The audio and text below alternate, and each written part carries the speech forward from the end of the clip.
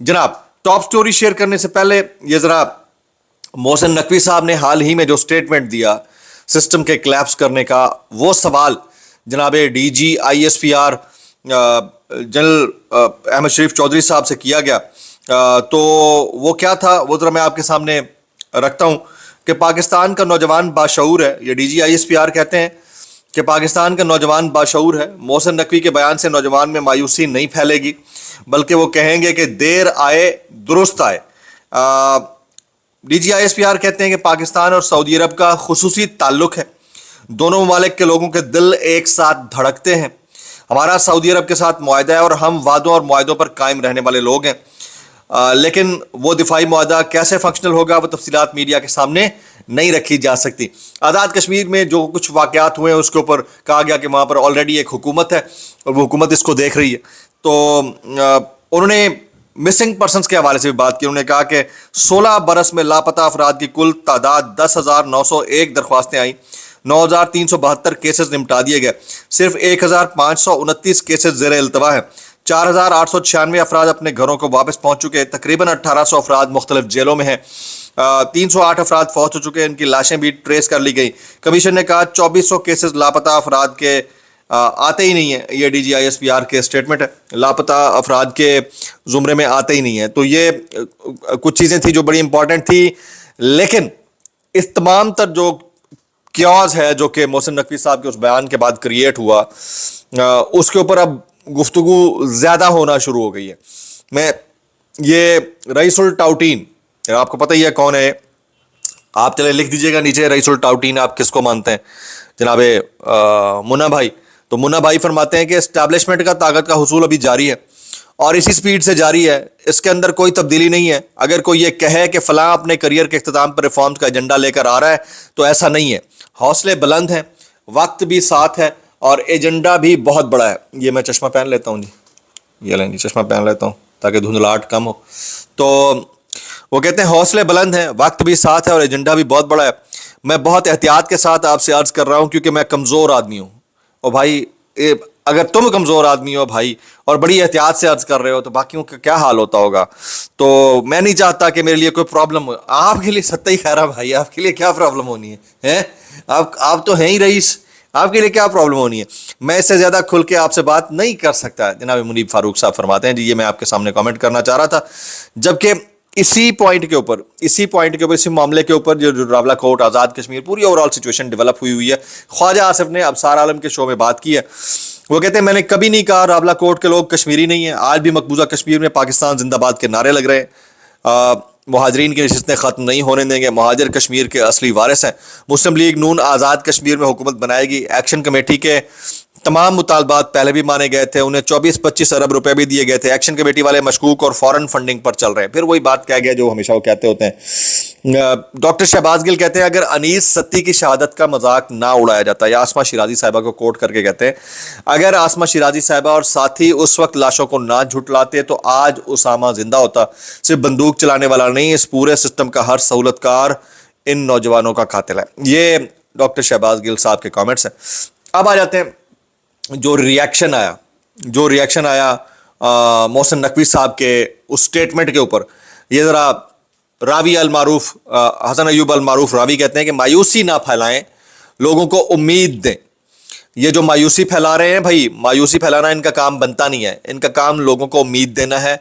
उन्हें अगर इजहार करना है तो इस तरह ना करें, आप लोगों को उम्मीद दें।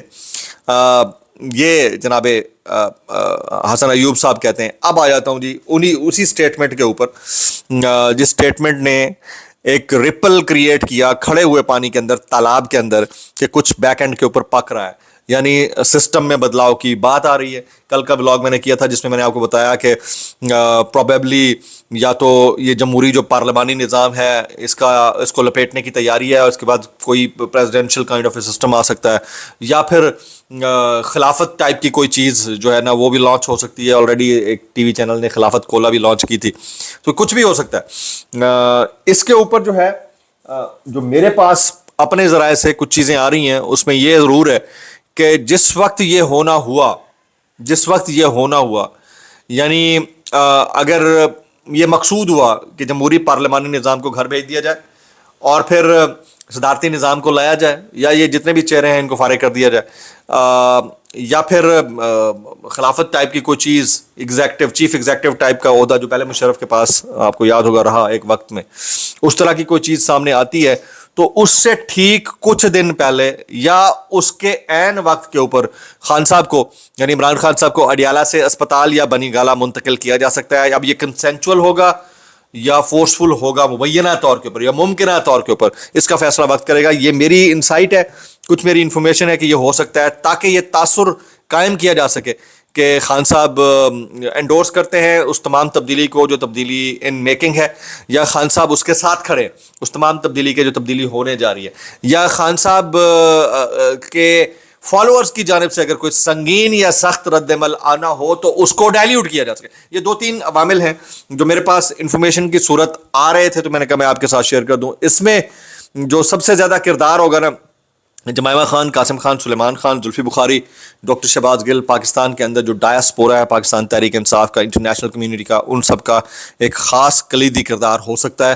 اور یہ جب بھی ہوگا، ویسے تو ابھی یہ نہیں پتا کہ اسی سال کے اندر، مجھے تو لگتا ہے کہ جتنی تیزی سے چیزیں شفٹ مار رہی ہیں اس میں زیادہ ٹائم نہیں ہے، اسی سال کے اندر ہو سکتا ہے۔ اگر اسی سال کے اندر ہوتا ہے تو کتنا تیزی سے ہوگا یہ میں آپ کے ساتھ وقت کے ساتھ ساتھ شیئر کروں گا۔ ہمارے ایک دوست ہیں، صحافی دوست ہیں ثناء اللہ خان، انہوں نے سہیل وڑائچ صاحب کو کوٹ کر کے کچھ چیز کہی ہے۔ آج سے تقریباً کوئی 1-1.5 مہینہ پہلے سہیل وڑائچ صاحب نے ایک کالم لکھا تھا، وہ کہتے ہیں the utility of government is now over، یعنی اس گورنمنٹ کا جانا ٹھہر گیا، جی کا جانا ٹھہر گیا، اس کے پاس اب زیادہ وقت نہیں ہے۔ میرے تھمبنیل کا یہ ایک حصہ بھی ہے۔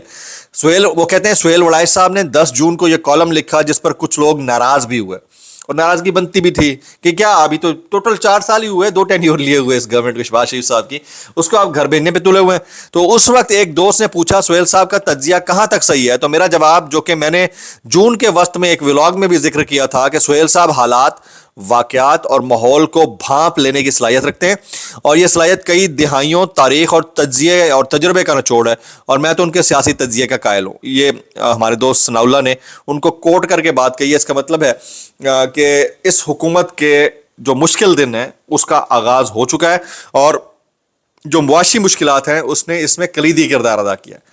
اب کچھ وائرل بیانات اس ڈسکلیمر کے ساتھ، اگر آپ کو میری بات بری لگتی تو معذرت، زیادہ لگتی انتہائی معذرت، اور زیادہ لگتی ہے سانو کی کیسے کر لیتے ہو یار۔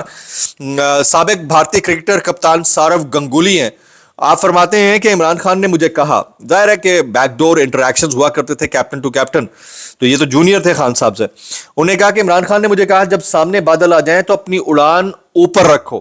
عمران خان بے خوف انسان ہے، یہ سورو گنگولی کہتے ہیں، اور اپریشیٹ کر رہے ہیں ایک پوڈ کاسٹ کے دوران عمران خان صاحب سے متعلق۔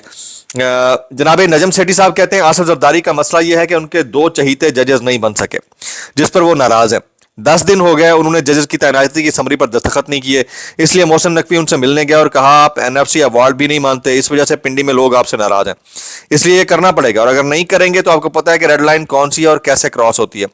محسن نقوی آصف زرداری کے بیٹے بنے ہیں، مگر اب وہ کسی اور کے بیٹے بن گئے ہوئے ہیں۔ جی میں اتنا کہنا چاہوں گا، کیسے کر لیتے ہو یار۔ اچھا جی، بڑا زبردست بیٹا ہے یار، سارے ابو بنے ہوئے ہیں۔